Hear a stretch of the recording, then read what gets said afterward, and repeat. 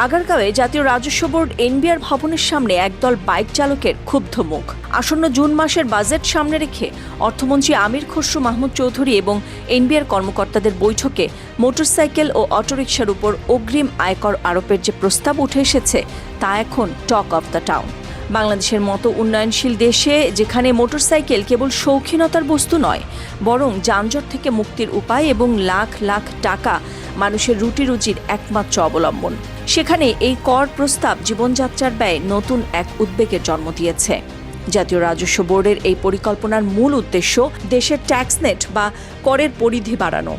সরকারের উচ্চ পর্যায়ের যুক্তি হল উচ্চ সিসির গাড়ি ও বিলাসবহুল যানবাহনের পাশাপাশি মোটরসাইকেলের মতো ক্রমবর্ধমান খাতকে রাজস্বের মূলধারায় আনা প্রয়োজন হবে।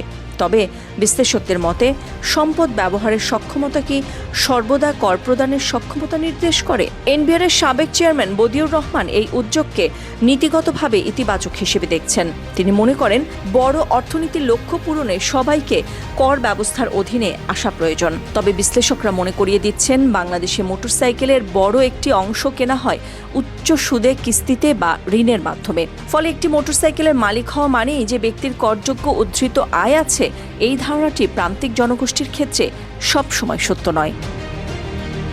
প্রস্তাবিত বাজেটে ইঞ্জিনের সক্ষমতা বা সিসি অনুযায়ী করের হার নির্ধারণ বা খসড়া তৈরি হয়েছে। ১১০ সিসি পর্যন্ত এই ক্যাটাগরির সাধারণ নিম্নবিত্তের যাতায়াতের বাহন হিসেবে পরিচিত হওয়ায় এটি করমুক্ত রাখার পরিকল্পনা রয়েছে। ১১১ থেকে ১২৫ সিসির বার্ষিক ২,০০০ টাকা, ১২৬ থেকে ১৬৫ সিসি ৫,০০০ আর ১৬৫ সিসির উপরে বার্ষিক ১০,০০০ টাকা কর গুনতে হবে। একজন রাইড শেয়ারিং চালক যিনি সাধারণত ১৫০ সিসির বাইক ব্যবহার করেন, তার জন্য বছরে ৫,০০০ টাকা কর পরিশোধ করা মানে প্রায় এক সপ্তাহের নিট মুনাফা স্রেফ কর হিসেবে সরকারকে দিয়ে দেওয়া। এটি তার মাসিক সঞ্চয় এবং পরিবারের ভরণ পোষণের উপর সরাসরি নেতিবাচক প্রভাব ফেলবে। রাজস্ব বাড়ানোর এই অভিযানে ৩ চাকার অটোরিকশাকেও রেহাই দেওয়া হচ্ছে না। প্রান্তিক মানুষের এই যানের উপর প্রস্তাবিত করের হারগুলো হলো সিটি কর্পোরেশন এলাকায় বার্ষিক ৫,০০০, পৌরসভায় বার্ষিক ২ আর ইউনিয়নে বার্ষিক ১,০০০ টাকা।